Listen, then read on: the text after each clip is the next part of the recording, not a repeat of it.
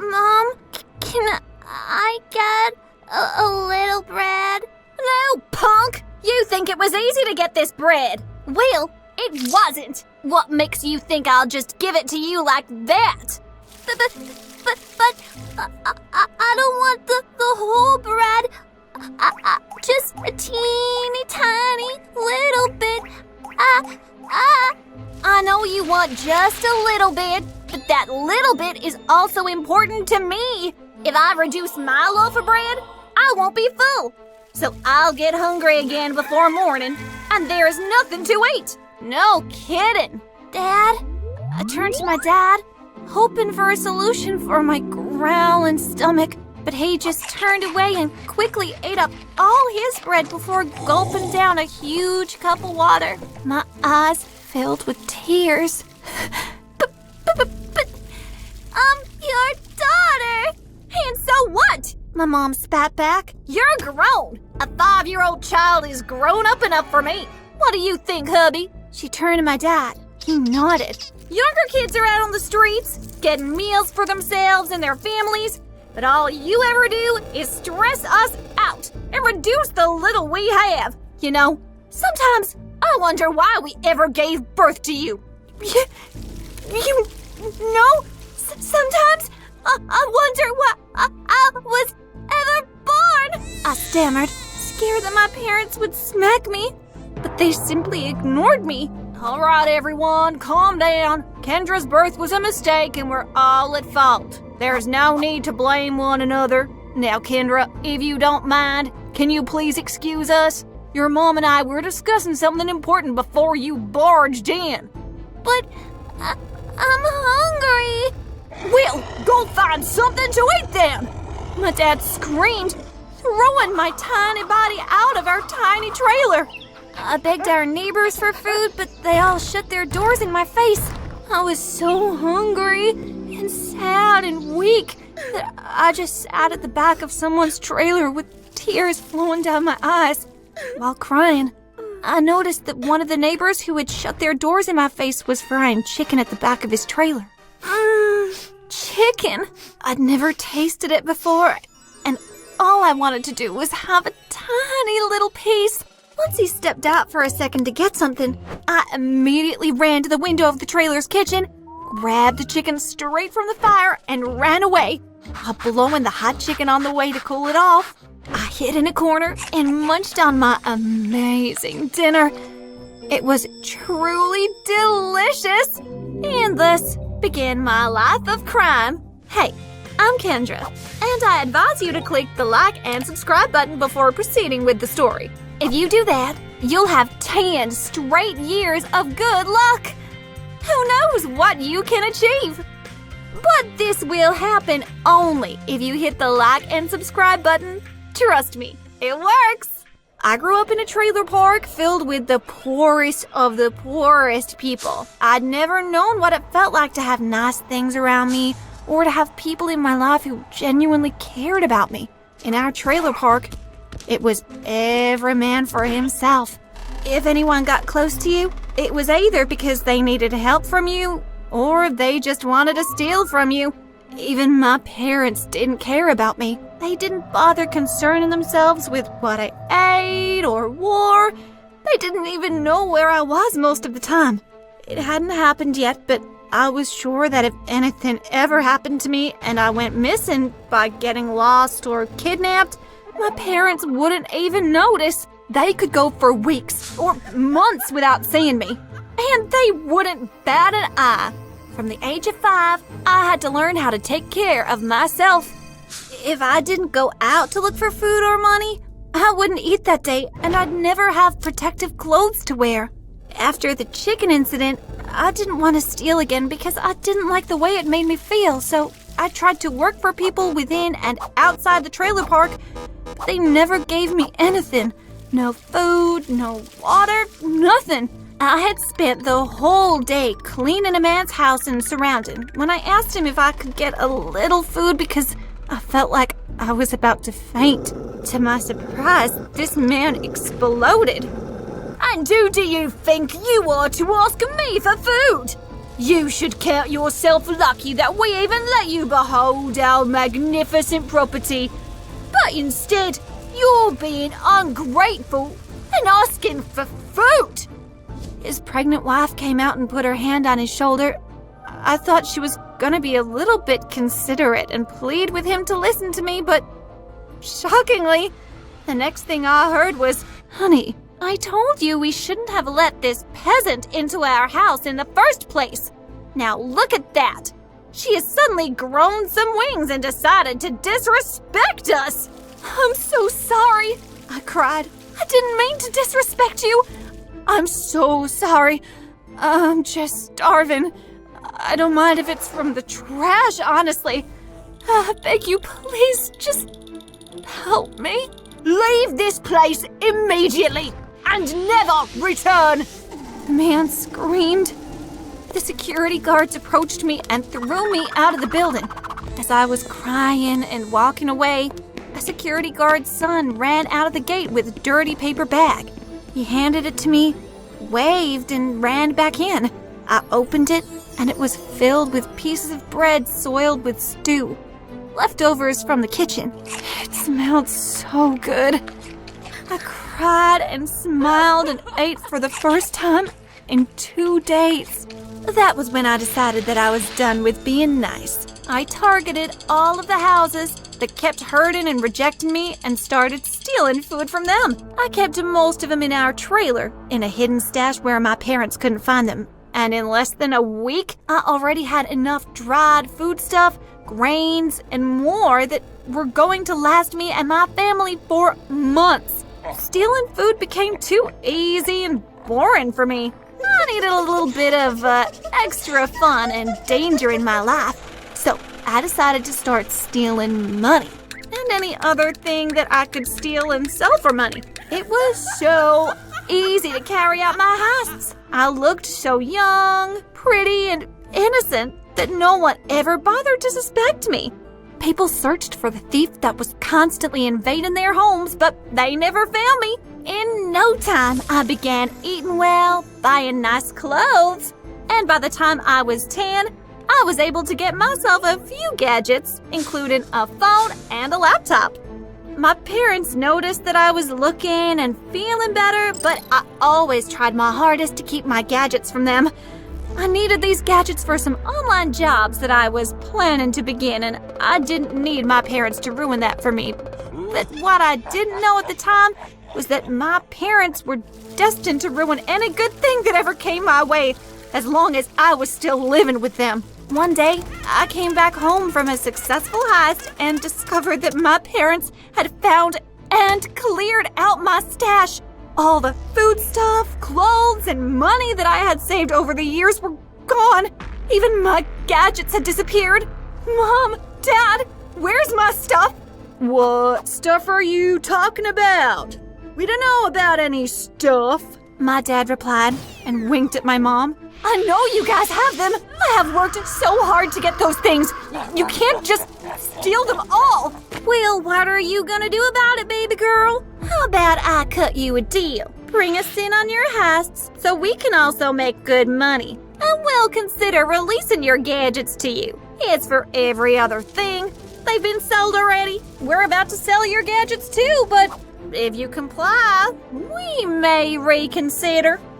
I burst into tears. I was cursed with the worst parents in the world. They didn't even care that I was stealing. They just wanted to be a part of it because of the money. Fine! I screamed. My parents became my heist partners, and they made me a lot of money, but never shared anything with me, as usual. Their rule was that whatever I stole was mine, and whatever they stole was theirs, and believe me, they stole a lot. Mostly because they were much bigger than me and could carry 10 times whatever I could. As fate would have it, a few months later, one particular heist went terribly wrong. We'd been hitting this factory for weeks, and there'd never been any reasonable security, apart from one fat and lazy guard who always fell asleep immediately after his shift started. But surprisingly, that day we met 4 huge security dogs, face to face. Immediately we jumped into the building. In a swift second, we were attacked. but I was able to slip away since I was so tiny. I climbed the fence and ran out of the building, but my parents couldn't follow me because the dogs had already gotten them. I lost my parents that night. I never thought I'd miss such mean people, but I did. Terribly. I think it was worse because I was there when everything happened. The cops came and questioned me, but I lied. I told them that I never knew that my parents left our trailer because I was in a deep sleep throughout that night. The once noisy trailer became very quiet, boring, and lonely. It didn't take long for social services to step in, and I was sent to an orphanage. At this point, I had accepted the fact that my life was just going to keep on moving from bad to worse. There was no way an orphanage was going to be better than my trailer park home. Surprisingly, everyone there was nice to me. They understood my loss because most of them had experienced the same thing, and they sympathized with me. In a very short time, the 10 orphan girls and I became best of friends, and we all loved each other very much. They taught me a lot of things, including how to be kind, patient, obedient, polite, and girly. 5 things which I used to be the opposite of. I stayed in the orphanage and enjoyed my new life with my best friends and sisters for 3 years. I worked very hard, and I was appreciated and rewarded for all my hard work and dedication. I never felt the need to steal or fend for myself for any reason, and for the first time in my life, I really felt seen and loved. After my 3rd year, a rich, single woman who couldn't have a child came to the orphanage to adopt one, and she fell in love with me immediately. I liked her too, but I couldn't just leave the family that I had come to know and love just like that.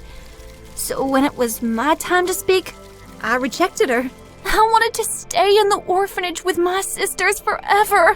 While the rich lady was still waiting in the orphanage, our matron called me to her office. "Kendra, my baby, my love, you know I love you so much, right?" "I do." "And all your sisters here love and adore you too?" "I know they do, ma'am." "Look, I know what you'd been through before finding solace in our orphanage. I know that you're scared of leaving because you're afraid that you may never experience love again, but that's a lie. You will receive more love than you can ever imagine. You just have to open your heart to it. It's just that things never get better for me. They only get worse. How can I know this is for the better?" I cried. "You don't. But one thing that's for sure, this rich lady will simply pick another girl. Other people will come and pick other girls here too. And before you know it, you'll be left with little old me. I don't mind." Our matron laughed, then quickly became serious. "I'm retiring soon, and I will also leave you alone. Go with this woman. Don't miss your chance. You can visit anytime." Our matron convinced me, so I left with the rich woman who became my adoptive mother. Our new home was massive, and for the first time in my life, I experienced real wealth. Everything I wanted was at my fingertips. All I had to do was ask, but I still felt empty and lonely. It was just me and Mom and the house staff that filled the house. I had no real friends, and the students in my new school were very weird. I was so lonely. My mom bought me everything I asked for, and even spent a lot of time playing with me, but no matter what she did, I was still sad. One day she asked me what she could do to make me very happy, and I said that I wanted to visit my sisters at the orphanage. She told me that it would take us weeks to arrive there, since it was on the other side of the world, but she'd see what she could do about it. I also asked her if she could adopt one of my sisters so I'd have company when she wasn't around, and she just laughed about it. This was when I realized that my matron had lied to me. She knew that my new home would be very far, and I wouldn't be able to visit often, but yet she lied. My mom went for a business trip and didn't come back for a month, leaving me extremely lonely. She finally returned, and to my surprise, she came back with all my 10 sisters from the orphanage, including the matron. Mom, what is happening? I have adopted all of your 10 sisters, so they're now your sisters for real. As for your matron, she is going to be our housekeeper and live with us, keeping you all in order until you're all grown up. What? I screamed happily. I never knew that my life could turn around this way. From a poor, ignored thief living in a trailer park with evil parents to a millionaire teenager who had everything she could ever want and more. But I was happy for everything that happened in my life because it led me straight into the arms of my new mother. Like and subscribe for more interesting stories like this. Where's my adorable baby girl? Daisy, your mom is here. She said you forgot your lunch? As if I hadn't heard my mom shouting her brains off downstairs. My coworker had to make it worse by announcing her arrival over the intercom. All 50 people who worked there heard, and they started laughing at me. I ran downstairs to talk to my mom. Mom, stop embarrassing me! I told you I had a lunch date today. I'm going out with a guy I like. Yes, dear, I remembered. But what if you don't like the food there? My cooking is better than any restaurant out there. I grabbed the lunch and gave her a hug because I didn't want to hurt her feelings. When she finally left, I walked back up the stairs with my face redder than a tomato. Hey, Daisy, nice makeup. Your mommy brought your lunch again, huh? Big baby! Does she change your diapers too? If you think this is embarrassing, keep watching because it gets worse. Sometimes I am frustrated because although I'll be 30 in 5 years, my parents treat me like a toddler. They cook all my meals, make my bed, clean my room, tell me bedtime stories, and they also expect me to wear adult diapers to bed in case I wet the bed. Sometimes my mom wants to give me a bath too, and I had to fight really hard to get her to stop doing that. It sounds awful, but I tried to understand them. My parents weren't able to have kids for about 15 years. They tried and were unsuccessful every single time. So I think that when I came along, they were over the moon with excitement. I was spoiled from birth. I had the most amazing nursery you could imagine, with every single baby toy that was popular at the time. My mom and dad took me everywhere with them just to show me off. I never had a nanny or anything like that. When it was time for me to start kindergarten, my parents started crying. I kid you not. I was standing in front of my classroom holding my teacher's hands, quite happy to say goodbye. But there they were, wrapped in each other's arms, crying like they were at a funeral. You think this only happened on the first day. This happened every single day for a month. Eventually, the school administration told them they weren't allowed to come to school anymore. I guess you can imagine that high school was a total embarrassment.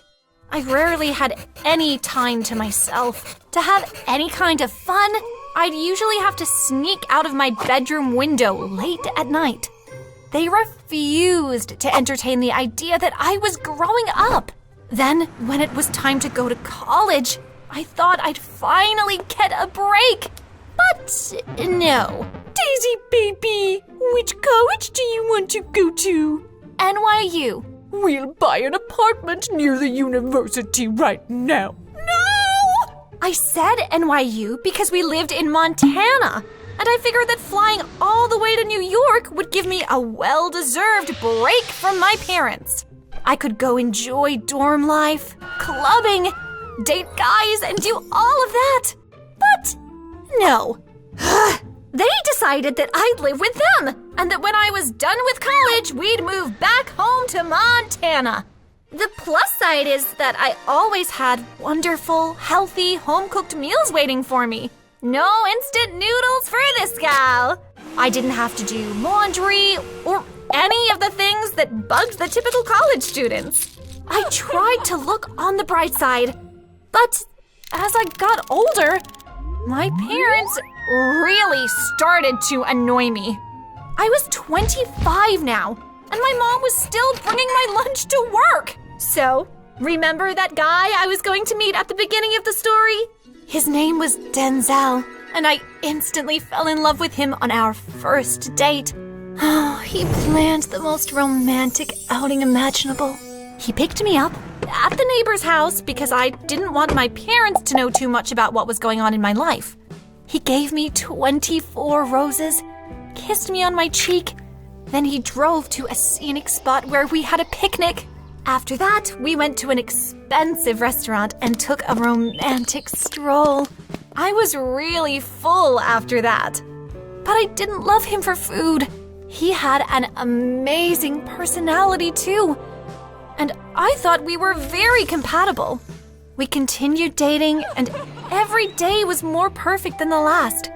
I found out all about him. What he liked, disliked, what his dreams were, how many kids he wanted to have in the future, what kind of dog he wanted to have, everything. He had fallen for me too, and after talking for 3 months, we became a couple. Still, I had never brought him home because I was a bit too nervous about that. I'd been to meet his family. Although he lived in his own apartment, he still took me to their home. They all loved me, and I thought they were awesome. But I could tell that he was a bit upset I'd never introduced him to mine. "Are you embarrassed of me?" he asked one night. "Of course not. Come home with me tonight."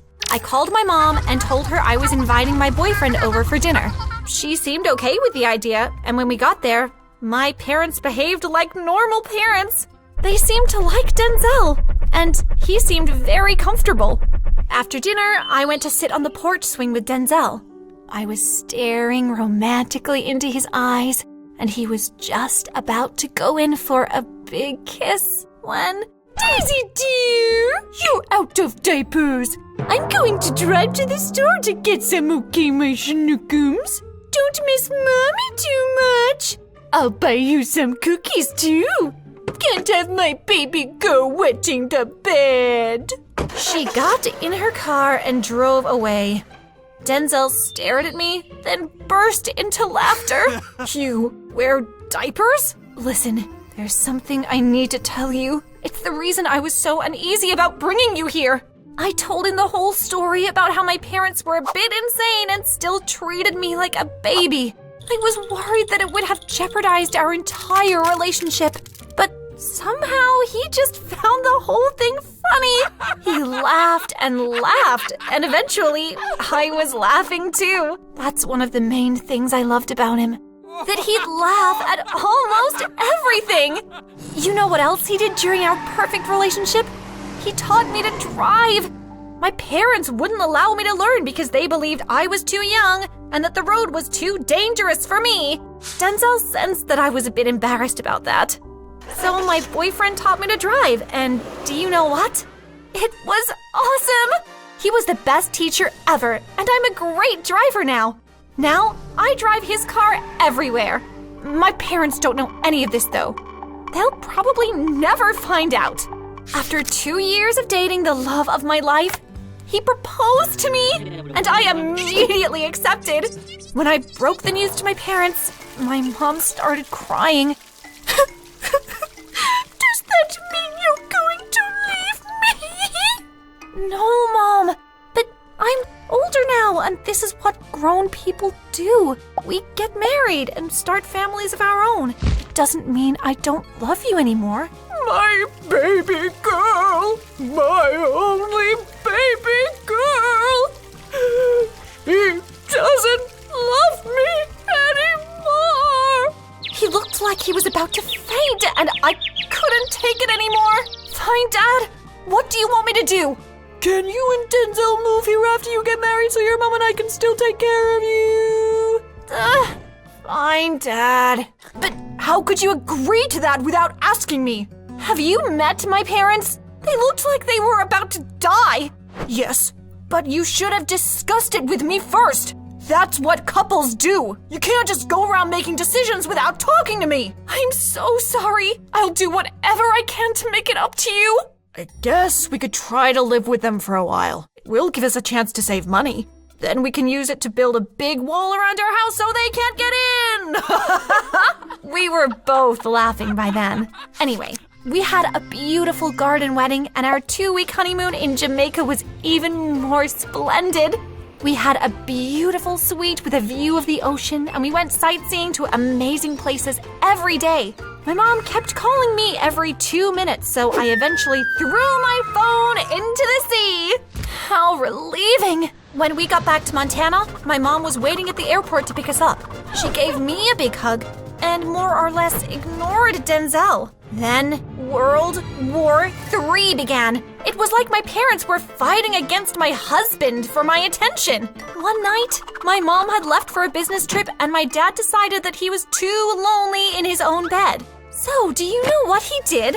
He came to sleep between me and Denzel. Now, like I said, I loved my parents and I tried to be kind and understanding, but they were overdoing it at this point.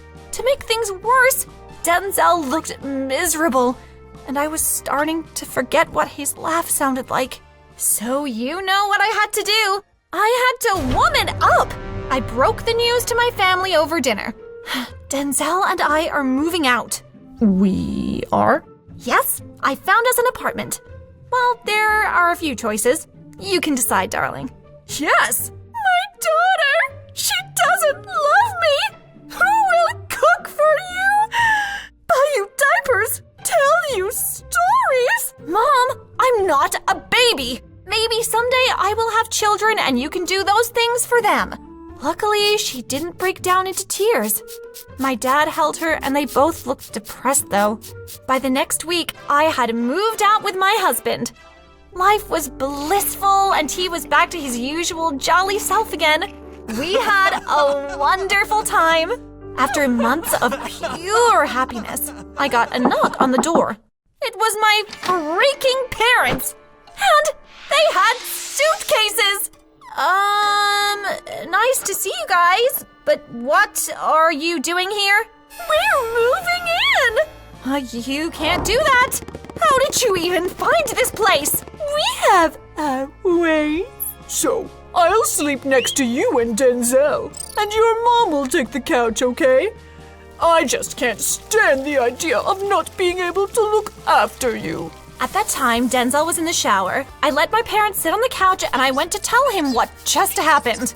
You gotta tell them they can't do that. Yeah, I will try, dear. Don't worry. By the time I got back to the living room, they were already standing. I think we'll leave now. You're not staying. No, we changed our mind. And they left. We didn't think much of it because, as you can tell by now, my parents are weird. But one night, Denzel noticed a blinking red light on our nightstand. Daisy, what's that? What? That light? He got up to investigate, and it appeared that it was just a tiny circle attached to our alarm clock. I've seen those before. Oh my gosh! It's a hidden camera! Let's see if there are any others around the house. We found about 10 more of these. So that's why they came. They have us under 24-hour surveillance. Unbelievable! What will they do next? At that point, I was angrier than I'd ever been. I wanted my parents gone for good. I was tired of trying to understand them. It was no use. I'll take care of this, dear. Just go back to sleep. I called Roger, this awful guy I'd met in college. His family was well connected and they knew some pretty evil people all over the country. Raj, I need you to do me a favor. I need you to get rid of my parents. What are you after? Life insurance? No, not in that way. I don't want them to get hurt. I just want them gone for a while. You mean kidnapped? Yeah, something like that. Fine, but what's in it for you? Or me, for that matter. What do you mean? Your grandparents alive? Yeah? We'll get them to pay a ransom. That way, when they're released, we'll both get some money. cool idea! We sealed the deal. The next day, he had my parents kidnapped and taken to God knows where. After that, he had someone call my grandparents demanding a $500,000 ransom. During that time, Denzel and I decided to move far away. So far that my parents wouldn't be able to find us when they were released. I can't tell you where we are right now, just in case those two psychos end up watching this video, but I guarantee you we are happy. Our half of the ransom covered the deposit for a wonderful house. We now have 3 beautiful children, and we don't treat them like my parents did at all. They are very independent and do almost everything for themselves. I'm so thankful that Denzel stuck with me through all this madness. He really is the best thing that's ever happened to me. Are you coming out for dinner or what? My mom said, trying to forcefully open my locked door. Mom, have you forgotten my rule already? No one is allowed to enter my room, ever. Fine, then come down already. Everyone is starving, and you know that we can't start eating if we're not all seated at the dining table. I know, I'll be down in a minute. I waited to hear my mom's footsteps going down the staircase. When I was sure that she had left, I walked out of my room and locked the door behind me. No one was allowed to enter my room apart from me, the room's owner. It's not like I felt high, mighty, or above all others. Nothing like that. I told my parents that I loved my privacy and having anyone in my room made me anxious, affecting my mental health badly, and they believed me. Suckers. The truth was that I didn't allow anyone to enter my room because I was obsessed with Clement, my crush in high school, and if anyone had even a glimpse at the objects and pictures in my room, they'd either have me go to therapy or admit me into a psychiatric hospital. Pictures of Clement were plastered all over my room, from my ceiling to my walls. I had a mannequin that I dressed up like Clement so I could talk to him whenever I felt sad. It made me happy to know that I could talk to him whenever I wanted to and whenever I went to sleep. I would look up at the ceiling and see this huge picture of him up there, staring down at me. I slept well every day knowing that Clement was watching over me. I even had some of his old dirty sportswear that he had previously disposed of. I kept them safe for him. I ate dinner with my family, played some games, and went to bed shortly after that. I woke up the next day, energized and ready to face the real world. The real world was nothing like my perfect room. Here, Clement didn't even know that I existed. I understood that because, in comparison to him, I was practically nothing and no one. Clement was tall, handsome, rich, and athletic, while I was just short, ugly, and fat, with a scary huge set of teeth. But guess what? This crazy, unbelievably average girl was able to turn Clement from a guy who didn't know she existed to a boyfriend who loved and worshipped her. Keep watching to find out how, and don't forget to hit the like and subscribe buttons before continuing with this video. It really helps our channel out. The only thing I had going for me was my impressive brain. I got all A's in all of my subjects most of the time, and if I ever failed a subject, it was by getting a B. The funny thing is that this didn't even make any difference when compared to Clement because he wasn't just physically but also academically perfect. This handsome guy still managed to score all A's on most of his subjects. Teachers didn't like him though, and I couldn't understand why they felt that way when he was literally perfect. I hoped that my intelligence would work for me one day and help me attract Clement, so I worked as hard as possible to always top the class. Imagine my surprise when I received my latest math test papers and I saw a D written on it.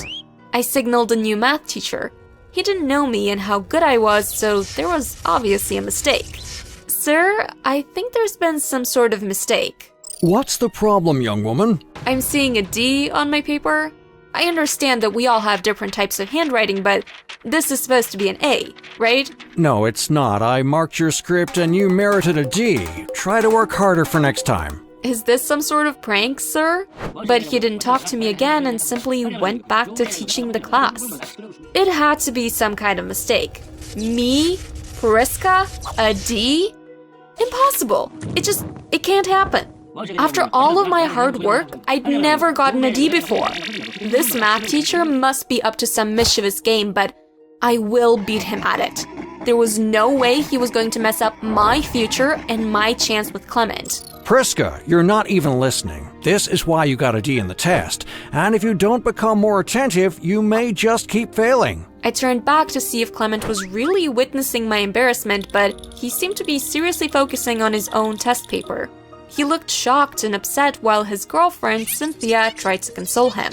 He suddenly brushed her hands off his shoulder, stood up, and left this class without uttering a word to our math teacher. The teacher looked furious, but didn't even bother confronting him. Priska, What? I see you're more interested in watching a rude young man create a scene than actually paying attention to what is happening in class. No kidding. Well, maybe you should leave with him then. Maybe I will. I packed my books into my school bag and stormed out of the class. I ignored my math teacher as he screamed, Hey you! Hey Priska! Come back here! I'm talking to you! Come back here right now! I marched straight to the principal's office. There was definitely something wrong with this math teacher, and I was going to talk to the principal about it. At least the principal liked me, and I knew that I hardly failed anything. This was sure to be a surprise to her. As I got to the principal's door, I noticed that she was already talking to someone, so I decided to wait in the lobby in front of her office. When I noticed that she wasn't actually talking to someone, she was arguing with someone. And the argument was a heated one. I quickly squatted and put my ear on the door so I could hear everything properly. While doing that, I prayed to God that no one would catch me in such a weird position, especially my new evil math teacher. What do you want me to do, Clement? I can't force every single teacher to give you an A. You need to understand that a handful of them will definitely be stubborn and object. And unfortunately, the stupid math teacher is one of them. He hates giving students high scores in his papers because he feels everyone is stupid, and he doesn't respond well to threats. Believe me, I tried. Mom, look, I believe you, but you really have to find a way around him. I can't have such a huge dent in my grades. Can you imagine this? He gave me a D. That's terrible. Mom? The principal was Clement's mom? How come no one knew about this? The principal laughed. You were supposed to get an F in that paper. The only reason you got a D was because I put my pride aside and begged your math teacher for something good after I saw that my threats weren't working on him. But look on the bright side. At least every other teacher responded well to my threats, and you have A's in other papers. Best believe it'll remain this way. It doesn't matter what I could have gotten. The only thing that matters is what I end up getting, and it has to be nothing aside from A's all the time. Fix this, Mom. Clement said before storming towards the door. I heard the footsteps, so I quickly composed myself and ran to sit on one of the lobby chairs, pretending that I didn't hear anything. Clement didn't even notice me in the corner. He just walked out of his mom's office, angrily slamming the door behind him. Wow. Stupid and entitled. For the first time, I'd witnessed a more vulnerable side of Clement and discovered that he wasn't actually as perfect as presumed.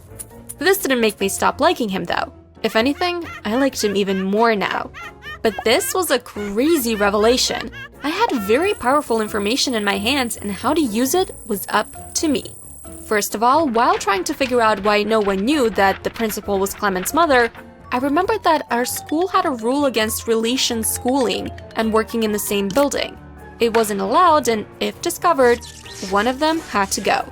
Our principal and her son were breaking both the school's rules and rules of morality and fairness in so many different ways.